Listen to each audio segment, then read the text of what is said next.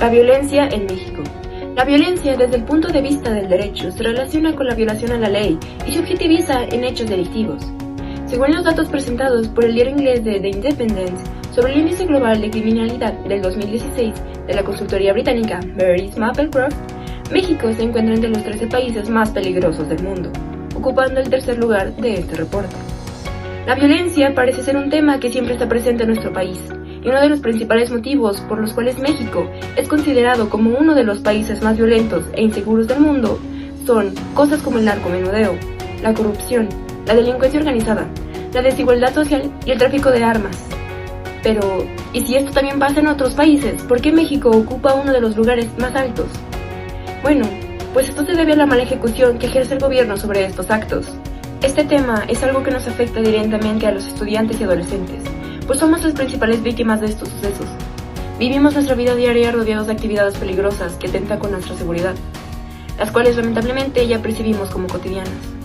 Hemos normalizado la violencia hasta tal punto que ya no nos resulta extraño escuchar cada mañana el reporte de víctimas por violencia del día anterior.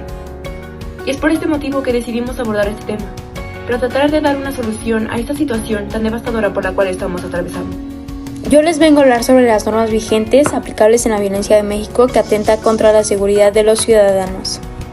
En el año 2000 se expidió la norma 190 sobre los criterios para la atención médica de la violencia familiar.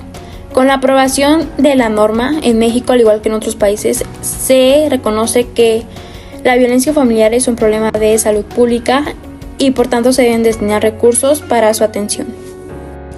La norma oficial mexicana número 031 SSA 3 2012 trata sobre la asistencia social, prestación de servicios de asistencia social a adultos y adultos mayores en situación de riesgo y vulnerabilidad. La norma oficial mexicana para la violencia familiar, sexual y contra las mujeres sirve para los criterios de prevención y atención y es la norma 046 SSA 2 2005. La atención integral regulada por la norma 047 incluye la provisión de servicios de salud sexual y reproductiva reconocidos por la Ley General de los Derechos de Niñas, Niños y Adolescentes, como servicios que deben ser brindados por el Estado mexicano para garantizarles el alto nivel de salud posible. La norma oficial mexicana número 032 SSA 3 2010 trata sobre la asistencia social, prestación de servicios sociales para niños, niñas y adolescentes. El reglamento realizado tiene como finalidad brindar atención y apoyo económico y moral a aquellas personas mexicanas que han sido víctimas de violencia, ya sea física o moral.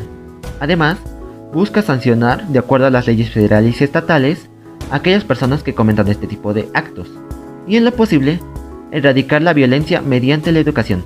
El reglamento elaborado para combatir a la violencia en México está constituido por 30 artículos distribuidos en 5 capítulos. El capítulo 1 de las disposiciones generales contiene 5 artículos que expone que las normas de este reglamento deben ser aplicadas a todas las personas residentes y originarias del territorio mexicano, sin importar su origen, religión, color, etnia, etc. Además, también habla sobre algunos conceptos que se deben tomar en cuenta al momento de interpretar este reglamento, los cuales serían violencia, derechos humanos, quién es el agresor y la víctima en un caso de violencia. También menciona las acciones a realizar por la Administración Pública General y la capacitación de servidores públicos sobre el tema de la violencia. Además, habla sobre la condición de ser aprobada previamente a su aplicación por el Poder Ejecutivo, es decir, el Presidente de la República. El capítulo 2 de la prevención contiene 4 artículos y habla sobre las acciones que se busca realizar con el reglamento, como sensibilizar, concientizar y educar a las personas sobre la violencia. Asimismo, busca fomentar el respeto a la dignidad en las redes sociales y en la vida cotidiana. Y también se fomenta tomar las medidas necesarias para eliminar los factores de riesgo de la violencia. También se propone sobre brindar a padres de familia y a tutores empleos seguros para asegurar un ambiente de calidad a los estudiantes estudiantes, alumnos y niños de las familias. Además se menciona la capacitación a maestros y personal académico para enseñar y apoyar a los alumnos a afrontar las situaciones de violencia sin tener que recurrir a ella. Asimismo se manifiesta la difusión de programas de educación a todo público para hacer frente, resolver e identificar situaciones de violencia, y también se propone la difusión de valores. Capítulo 3. El capítulo 3 está constituido por 5 artículos. Estos artículos abarcan desde el artículo 10 hasta el artículo 14. Este capítulo es llamado el de la atención. Se brindará a los ciudadanos los recursos necesarios para la correcta atención en casos de violencia. Los ciudadanos tendrán el derecho de buscar y recibir asistencia policíaca y de servicios de emergencia en casos de violencia. Las instituciones públicas de gobierno deberán proporcionar información verídica y actual sobre los programas de apoyo contra la violencia, capacitar y educar a los servidores públicos, crear y difundir campañas de información sobre las áreas pertinentes. Y finalmente, en términos de homicidio, las autoridades judiciales tendrán la obligación de efectuar una orden de aprehensión en caso de que existan las pruebas suficientes. Por otro lado, el cuarto capítulo está centrado en el ámbito social, constituido por 8 artículos, del 15 al 23 respectivamente, donde los primeros 5 artículos declaran que todas las personas tienen derechos humanos sin importar ninguna circunstancia y deben ser respetados por todos. Igualmente explica la obligación que tiene el gobierno de protegerlos y validarlos. Además, del artículo 20 al 23 se especifican los derechos que ya tiene cada grupo social para evitar una clase de violencia, ya sea laboral, familiar, de género o infantil.